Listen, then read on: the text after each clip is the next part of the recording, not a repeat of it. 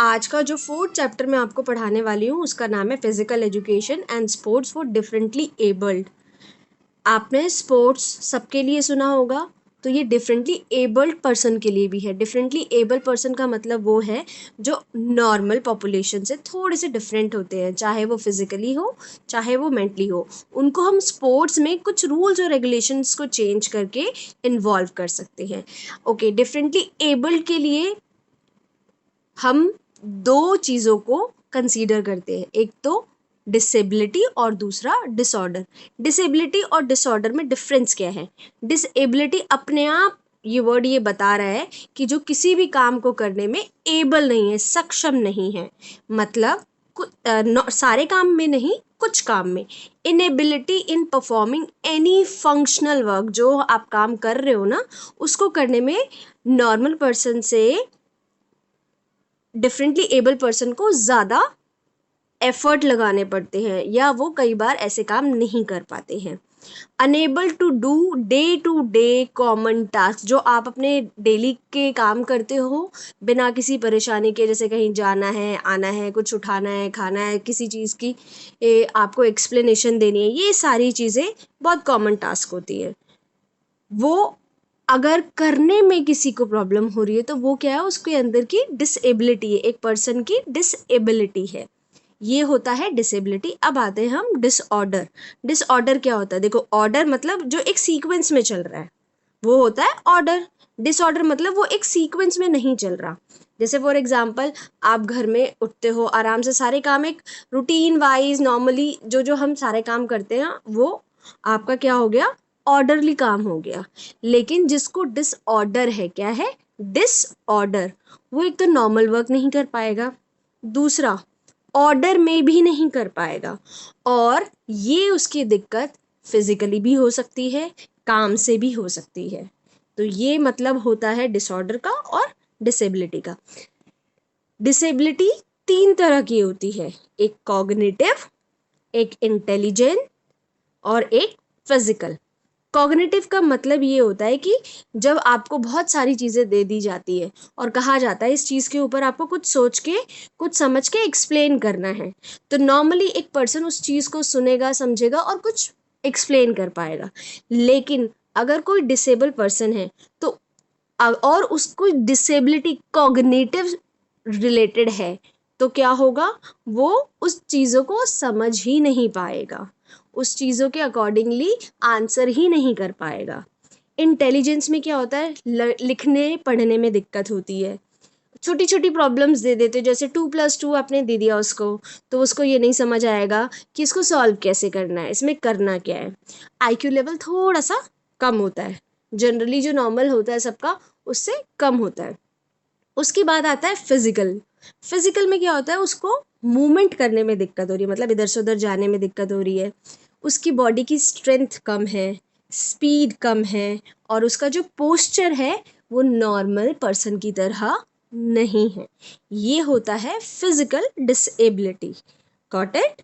अब हम next move करते हैं डिसऑर्डर की तरफ। डिसऑर्डर बेसिकली यहाँ पर जो एक्सप्लेन किए गए हैं 1 2 3 4 5।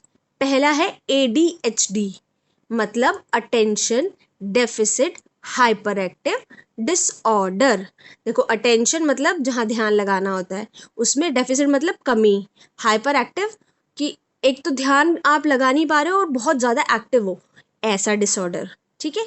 दूसरा SPD, ये याद रखना बेटा, पेपर में ADHD वर्ड लिखा आता है और आपको इसकी फुल फॉर्म पता होनी चाहिए।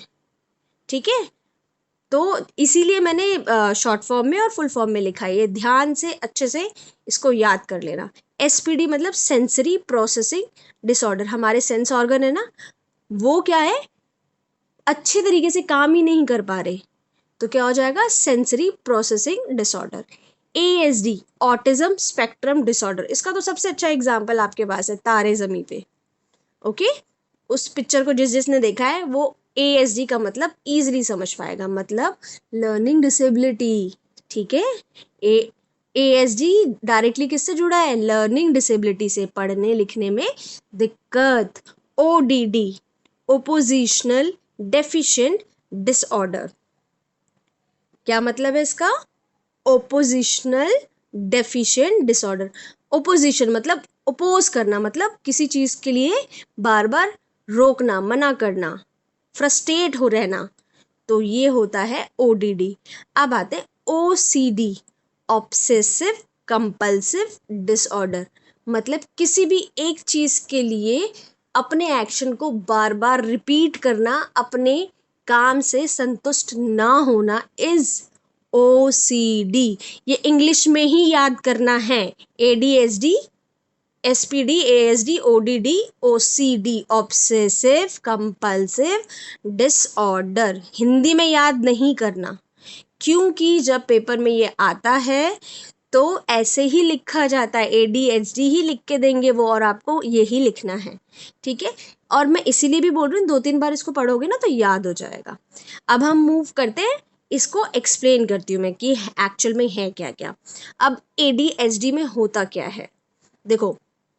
एडीएचडी एक न्यूरो मेंटल डेवलपमेंट प्रॉब्लम है, मतलब आपके दिमाग से जुड़ी हुई उसमें कुछ विकास ना होने की वजह से ऐसी समस्या आ जाती है। क्या होता है, आप एक जगह पे, आप जैसे आपको क्लास में पढ़ा रहे हैं, आप कहोगे कि मैडम हम भी तो अटेंशन नहीं देते, लेकिन आप कम से कम कुछ सेकंड तो अटेंशन देते हो। लेकिन एडीएचडी की प्रॉब्लम जिन बच्चों में, वो 1 सेकंड 2 सेकंड, मुश्किल से 4-5 सेकंड भी आराम से नहीं बैठ सकते। हाइपर एक्टिव, बहुत एक्टिव होते हैं, मतलब कहीं भी जाएंगे, किसी को भी मारेंगे, कैसे भी करेंगे, ठीक है। Identify at at age of 12, 12 की एज तक आते आते तक इसको हम आइडेंटिफाई कर लेते हैं कि ये बच्चा क्या है, एडीएचडी की प्रॉब्लम है इसको। अच्छा, क्योंकि अटेंशन नहीं दे पाता, इसीलिए क्या है, जब अटेंशन दे ही नहीं पाता तो वो चीज़ों को समझ ही नहीं पाएगा, इसलिए उसका पुअर एकेडमिक परफॉर्मेंस हो जाता है। ओके, उसके बाद इसका रीज़न क्या है, देखो। न्यूट्रिशन प्रॉब्लम, बच्चे को जो डाइट में खाना मिलना चाहिए वो ना मिले, इसकी वजह से। और जब बच्चा अपनी माँ की कोख में होता है तब मदर ने अल्कोहल लिया हो, सिगरेट पी हो, स्मोकिंग की हो, या कोई और भी जेनेटिक प्रॉब्लम हो, तो ये सारे रीज़न होते हैं बेसिकली ऐसी समस्याओं के लिए जो बच्चों में हो जाती है। उसके बाद आता है एसपीडी। इसमें क्या होता है, आपके जो सेंसरी ऑर्गन्स है, सेंस पता है ना कौन से सेंस ऑर्गन्स है, आपकी आँख, आपकी टंग, आपकी नोज़, 5 सेंसेस है, ठीक है। अगर ये ढंग से फंक्शन ना करे तो एसपीडी डिसऑर्डर है। बहुत ज़्यादा सेंसिटिव हो जाती है, जैसे मतलब अगर किसी ने सडनली एक नॉर्मल कमरे से वो एकदम धूप वाली जगह पे आया, तो क्या होगा, उसकी आंखें बिल्कुल बंद हो जाएंगी, वो उसको अब्जॉर्ब ही नहीं कर पाएगा, उसको ऐसा लगेगा जैसे पता नहीं उसकी आंखें किसी ने आंखों में चोट मार दी हो। या फिर आप क्लास में नॉर्मली पढ़ा रही हो टीचर, और सडनली एक बच्चा बोले टीचर प्लीज़ चुप हो जाइए, मेरे को आपकी आवाज़ अच्छी नहीं लग रही, ऐसा लग रहा है जैसे आप चिल्ला रहे हो।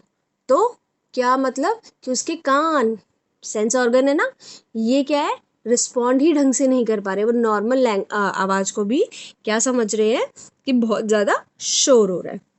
इसका सबसे बड़ा जो रीज़न माना जाता है वो जेनेटिक प्रॉब्लम माना जाता है। Next is ASD, autism spectrum disorder. ये क्या होता है, आप जब बढ़ रहे होते हो ना तो उसमें आपके कुछ डिसऑर्डर्स हो जाते हैं। आपको, आप बहुत सारे लोगों के साथ घुल मिल नहीं पाते हो, ठीक है, इंटरेक्शन नहीं कर पाते हो, बात नहीं कर पाते हो उनके साथ। मतलब एक नॉर्मल बच्चा सबके साथ खेलेगा, बैठेगा, बात करेगा, लेकिन अगर एएसडी है तो वो बच्चा इन सब चीज़ों के साथ कंफर्टेबल नहीं हो पाता। इसका भी रीज़न जैसे कि एडीएचडी में बताया है, सेम वैसे ही है। ओडीडी, इसका परसिस्टेंट पैटर्न ऑफ एंगर, मतलब लगातार गुस्से में रहना, ठीक है, इरिटेट करते रहना, आर्ग्यू करते रहना, और जो कहा जाए उसको सुनना ही नहीं, डिसोबे कर देना, ठीक है।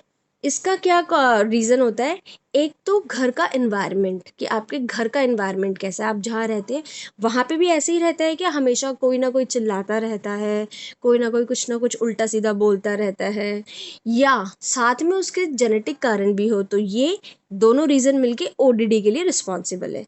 ओसीडी, ओसीडी मैंने क्या बताया था, ऑब्सेसिव कंपल्सिव डिसऑर्डर।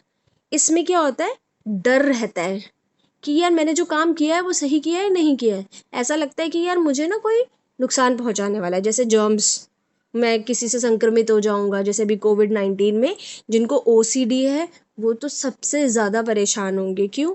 क्योंकि उन्हें ऐसा लगेगा कि वो जिसके भी कांटेक्ट में आए हैं उन्होंने क्या किया, उसको कोरोना सप्लाई कर दिया है। हॉस्टाइल बिहेवियर मतलब उनको हर छोटी से छोटी बात पे गुस्सा आने लगता है। रिपीटेड एक्शन मतलब एक ही एक्शन को बार बार रिपीट करते हैं। जैसे फॉर एग्जाम्पल दरवाज़ा बंद कराए, फिर जाके चेक करेंगे कि दरवाज़ा बंद है या नहीं है, फिर जाएंगे थोड़ी देर में फिर चेक करेंगे, फिर पूरे घर का चेक करेंगे। ये होता है ओसीडी।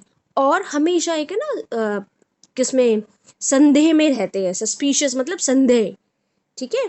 एंग्जाइटी रहती है उनको, हमेशा क्या रहती है, एंग्जाइटी की यार कुछ गलत हो रहा है, या ये हमेशा एक डर वाली सिचुएशन रहती है, उसको क्या बोलते हैं, ओसीडी। रीजन सेम है, जेनेटिक और एनवायरमेंटल।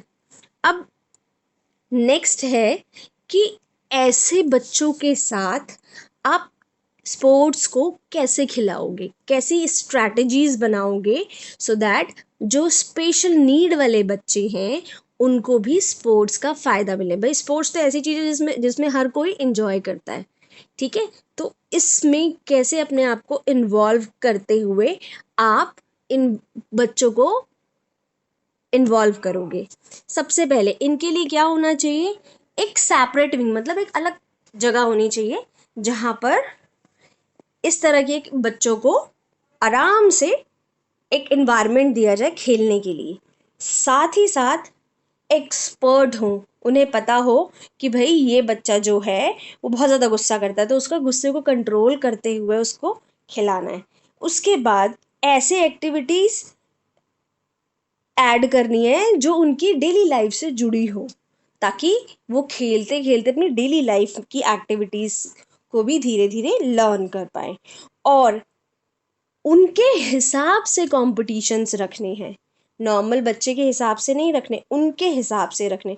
और उनको मोटिवेट करते रहना, उनके हिसाब से आपको इक्विपमेंट्स लेकर आने, मतलब औजार लेकर आने। अब आपको पता है अगर आप ओडीडी वाला बच्चा जो बहुत ज़्यादा इरिटेटिंग होता है, बहुत गुस्सा करता है, उसके उसको आप बैट दे दो और खेलने के लिए बोलो, तो वो क्या करेगा, थोड़ी देर में गुस्सा आएगा और वो बैट से मारना शुरू कर देगा। तो आपको इक्विपमेंट चेंज करने पड़ेंगे। वहाँ बैट दो लेकिन किसका दे दो, प्लास्टिक का दे दो, थोड़ा सा इक्विपमेंट चेंज कर दो, ठीक है। उनके अंदर फीलिंग आनी चाहिए कि वो नॉर्मल बच्चों के ही बराबर है, मतलब फीलिंग ऑफ इक्वालिटी, और वो इस सोसाइटी के ही बच्चे हैं, ठीक है। और साथ ही साथ इन सब के साथ साथ हमें हमारी सोसाइटी का भी बिहेवियर चेंज करना ज़रूरी है, ताकि वो भी उन बच्चों को एक्सेप्ट करे कि ये बच्चे भी सोसाइटी का पार्ट है। तो ये था आपका पूरा 4th चैप्टर। जितना मैंने इसमें लिखा है, अगर आपने इतना अच्छे से पढ़ लिया, आपके कहीं से कहीं एक नंबर भी नहीं घटेगा। लेकिन you have to read it very carefully, एक एक चीज़ को। Thank you.